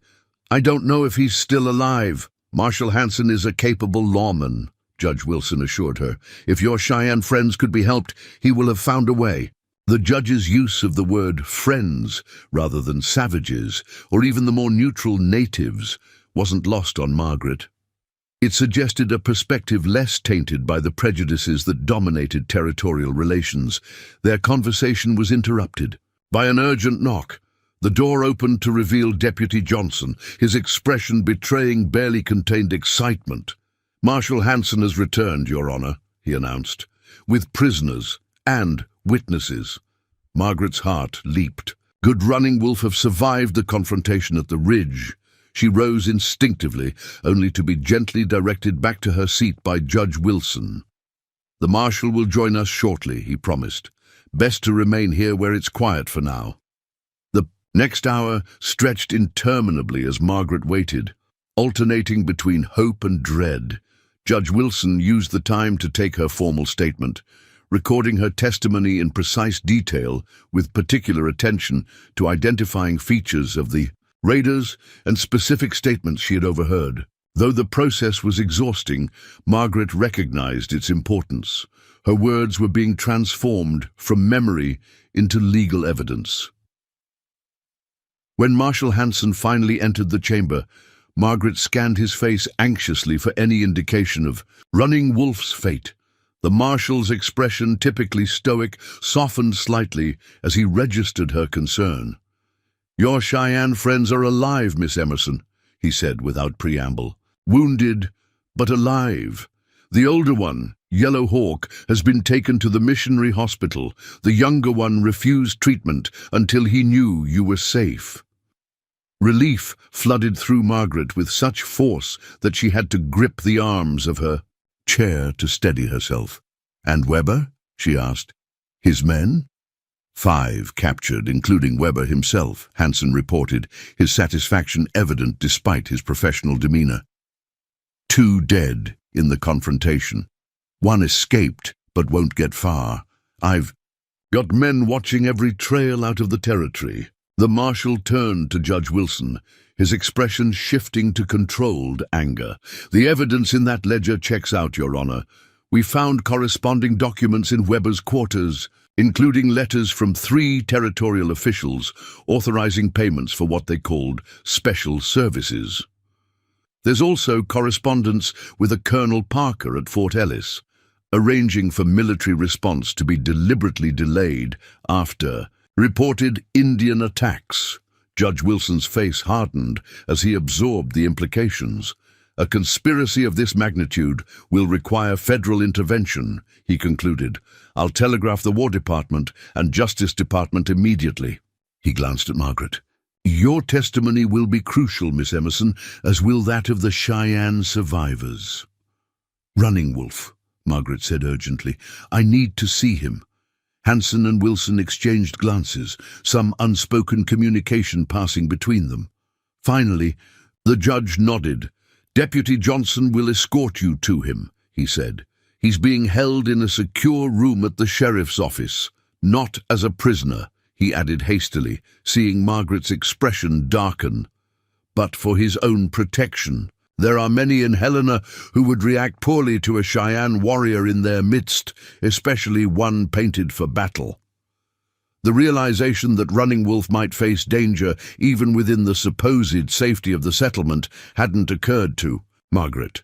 Her months in his company had so thoroughly altered her perception that she had forgotten how deeply ingrained anti-native sentiment remained among white settlers. "He saved my life," she said firmly, "multiple times. He deserves to be treated with respect." "And he will be," Judge Wilson assured her. "Marshal Hanson and I will see to it personally." Deputy Johnson led Margaret through back streets to avoid curious onlookers, though her appearance still drew startled glances from those they passed. The deputy had found her a clean dress and warm coat from the church's charity stores, but her wilderness-hardened appearance and residual face paint marked her as something outside normal experience, even in a frontier town accustomed to unusual sights. The sheriff's office occupied the ground floor of a sturdy stone building that also housed the territorial jail. Johnson escorted Margaret past the front desk, where a surprised deputy started to object before recognizing his colleague. "Judge Wilson's orders," Johnson explained curtly. "The girl sees the Cheyenne. No arguments." They proceeded down a narrow hallway to a room typically used for interviewing witnesses. Johnson knocked once, then unlocked the door, standing aside to allow Margaret to enter. Running Wolf sat on a simple wooden chair, his posture upright despite the bandages visible beneath his buckskin shirt. His face remained impassive as the door opened, but when he recognized Margaret, something in his expression shifted, a subtle softening around the eyes that constituted profound emotion by his stoic standards. "Young one," he greeted her, rising despite what must have been considerable pain. "You found the marshal." Margaret crossed the room in 3 quick steps and, abandoning any pretense of frontier toughness, wrapped her arms around him in a fierce embrace. Running Wolf stood momentarily stunned by the unrestrained display of emotion, then awkwardly returned the gesture, patting her back with uncharacteristic gentleness. "You're alive," Margaret managed, her voice muffled against his chest. "I was afraid." "Takes more than raiders to kill Cheyenne Scout," Running Wolf interrupted, a hint of humor in his voice. He eased back, studying her face with approval. "You did well. Marshall came in time. Yellowhawk will live." Margaret recounted her encounter with Hanson's party and subsequent journey to Helena, while Running Wolf described the confrontation at the ridge, how he and Yellowhawk had managed to hold the raiders at bay until dawn, when the marshals, approaching riders, had forced Weber to divide his attention, creating the opportunity for Running Wolf to turn defense into counterattack. "Weber tried to escape," Running Wolf explained, satisfaction evident in his tone. "Put an arrow in his leg, not enough to kill, enough to slow until the marshal caught him." Their private reunion was interrupted by the arrival of Judge Wilson and Marshal Hanson, the latter carrying a bundle wrapped in oilcloth. The judge pulled a chair close to Running Wolf, addressing him with the same respect he had shown Margaret. "Mr. Wolf," he began, using the anglicized version of the Cheyenne name, "I want to personally thank you for your courage in protecting Miss Emerson and gathering evidence against Weber and his conspirators." Running Wolf acknowledged the thanks with a dignified nod, but remained watchful, clearly unaccustomed to such treatment from white authorities. "The Marshal and I have been discussing how best to proceed with this case," Wilson continued. "The implications reach far beyond territorial jurisdiction. I've sent telegrams to Washington requesting federal intervention, but until that arrives, we face certain practical challenges." "Weber's friends in government," Running Wolf surmised, his perception cutting straight to the core issue. "Exactly," Hanson confirmed grimly. 3 territorial officials are implicated by the ledger, including the assistant governor. They have resources, influence, and motivation to suppress this evidence by any means necessary. The unstated implication hung in the air. Both Margaret and Running Wolf represented significant threats to powerful men who wouldn't hesitate to eliminate such threats permanently. "What happens now?" Margaret asked, unconsciously moving closer. To Running Wolf, Judge Wilson sighed heavily. "Ideally, both of you would remain under protection until federal authorities arrive to take formal testimony. However, given the extent of the corruption we've uncovered, I'm not confident we can guarantee your safety even in official custody." "Can't trust all deputies," Running Wolf observed matter-of-factly. "Some take money from bad men." "Unfortunately, yes," Hansen admitted, "which leaves us with limited options." He unwrapped the oilcloth bundle, revealing Margaret's father's Bible, Hollister's silver watch, and the Cheyenne medicine bag they had recovered from Weber's storage shed. "We've documented these as evidence, but thought you should have them back."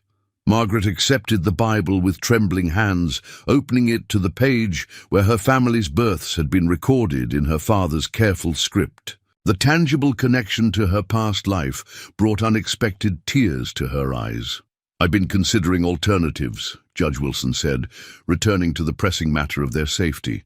"There's a ranch south of here, belonging to a former judge, named Hartford. He's a good man, trustworthy, with enough hands to keep his property secure. He could offer temporary sanctuary until federal marshals arrive from Washington." Running Wolf considered this, then shook his head. "Must return to my people," he said firmly. "Yellow Hawk too, when strong enough. Cheyenne need warning about corrupt officials, preparation if soldiers come." Hansen and Wilson exchanged concerned glances. "The territory is still dangerous for you," the marshal pointed out. "Weber's remaining men, his allies in government, they'll be looking for revenge." "Always danger," Running Wolf replied with philosophical acceptance. "Better to face my people than hide in white man's ranch." A new voice entered the conversation. From the doorway, "Perhaps there's a third option." All heads turned to see a man in his early 40s, dressed in the practical attire of a frontier professional rather than a laborer or rancher. His weathered face suggested significant time outdoors, but his bearing and speech marked him as educated. "Dr. Thomas Lawrence," he introduced himself, nodding respectfully to each person present. "I work with the Indian Commission in Washington and the Missionary Society." Judge Wilson's expression reflected recognition and cautious approval. "Dr. Lawrence has been documenting relations between settlers and native tribes throughout the territory," he explained. "His reports have been instrumental in shaping more balanced policies." Lawrence stepped fully into the room, his manner direct, but unthreatening. "I couldn't help overhearing your dilemma," he said, "and I believe I can offer a solution that might satisfy all concerned." He addressed Running Wolf directly, with none of the condescension that typically characterized white interactions with natives. "I'm traveling to the northern Cheyenne winter camp in 3 days to deliver medical supplies and conduct diplomatic discussions. You and Yellow Hawk could accompany my party. We have armed escorts commissioned directly by the federal government, not territorial authorities." Running Wolf's expression remained neutral, though Margaret detected a flicker of interest in his eyes. "And the girl?" he asked, indicating Margaret with a slight movement of his head.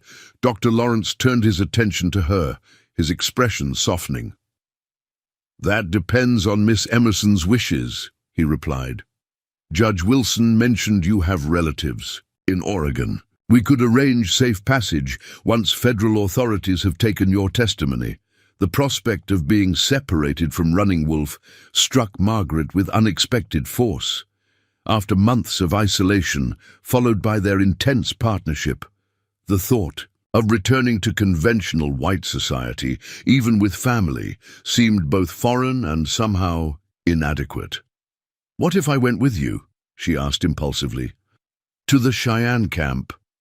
The suggestion clearly startled all the adults present, though. Running Wolf's reaction was characteristically subdued, merely a slight raising of eyebrows. "Margaret," Judge Wilson began gently, "while I understand you've formed a bond with Mr. Wolf during your ordeal, returning to civilization, to your own people, would surely be better for your long-term well-being."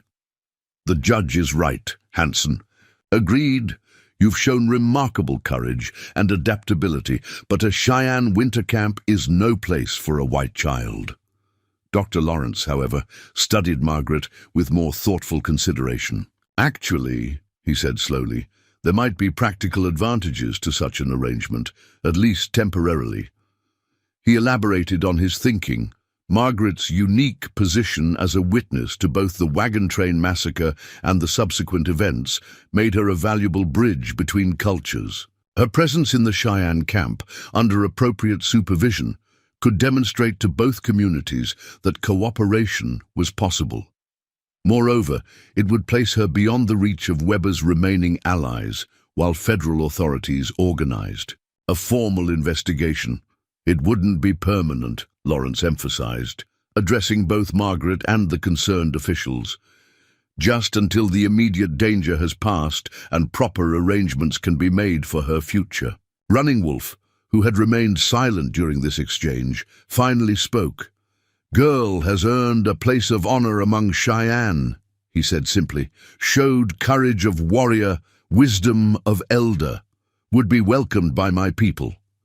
His uncharacteristically direct endorsement clearly swayed Lawrence's thinking. Judge Wilson and Marshal Hanson remained hesitant, but gradually acknowledged the practical merits of the arrangement, particularly given the limited alternatives for ensuring Margaret's safety. "We would need your guardian's consent," Wilson pointed out. "Your uncle in Oregon?" "Uncle Matthew barely knew me," Margaret interrupted. "He met me once when I was 5 years old. He's my father's half-brother, and only agreed to let us join him because father had carpentry skills he needed for his lumber business." The judge sighed, recognizing the complexity of the situation. "I'll document this as a temporary arrangement. For your protection as a material witness," he decided, "with regular checks on your welfare by Dr. Lawrence or his associates." 3 days later, Margaret stood at the edge of Helena, watching as Dr. Lawrence's party made final preparations for departure. The expedition consisted of 2 wagons loaded with medical supplies and trade goods, 6 armed guards commissioned by the Indian Commission, Lawrence himself, and a translator familiar with several native languages. Yellow Hawk had been deemed well enough to travel, though he would ride in one of the wagons until his strength returned fully. Running Wolf, despite his own injuries, insisted on riding, presenting an image of Cheyenne dignity that would be important when they reached his people's camp. Margaret had spent the intervening days providing detailed testimony about the massacre and subsequent events, which Judge Wilson had recorded in exhaustive detail for the federal authorities. She had also received a thorough medical examination that confirmed what she already knew. Months of wilderness survival had left her physically toughened, but dangerously underweight and deficient in several key nutrients.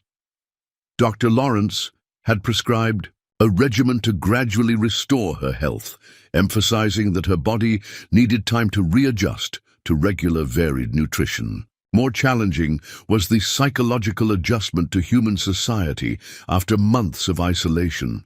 Margaret found herself overwhelmed by crowds, uncomfortable in enclosed spaces, and startled by sudden movements or loud noises, reactions that Lawrence assured her were normal after such experiences. Now dressed in practical frontier clothing that represented a compromise between white society's expectations and the demands of winter travel, Margaret took a final look at Helena. The town had offered her first experience of civilization since the massacre, a tentative reintroduction to the human community that had proven both comforting and disconcerting. Running Wolf guided his horse alongside her, his expression revealing nothing of his thoughts. "Ready for journey?" he asked simply, Margaret nodded, adjusting the small pack that contained her meager possessions, her father's Bible, a journal provided by Judge Wilson, clothing donated by Helena's church ladies, and a few practical items for the trail around. Her neck hung both Running Wolf's medicine stone and the bone whistle he had given her on the ridge, tangible connections to the partnership that had ultimately saved both their lives.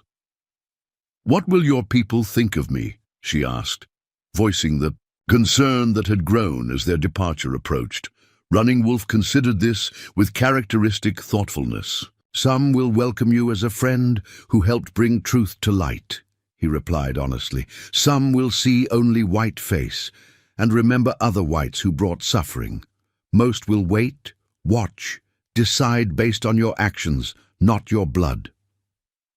It was a fair assessment, free from false reassurance. Margaret appreciated his honesty, one of many qualities she had come to value during their time together.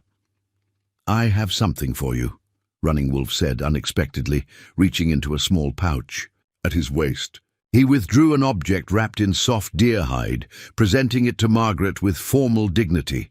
Unwrapping the bundle, she found a bracelet of intricately woven horsehair and sinew, decorated with small beads of polished bone and a single eagle. "Feather secured with red thread.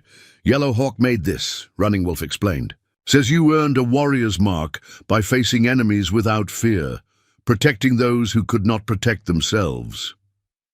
His normally impassive features softened slightly. "In the Cheyenne way, make you family.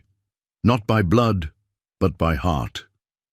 The gift carried meaning beyond its physical form: acceptance, recognition, incorporation into a culture that white society had taught her to fear and disparage. Margaret secured the bracelet around her wrist, understanding the honor it represented. Dr. Lawrence approached, indicating it was time to depart. As Margaret climbed into the wagon seat beside him, she found herself positioned between worlds.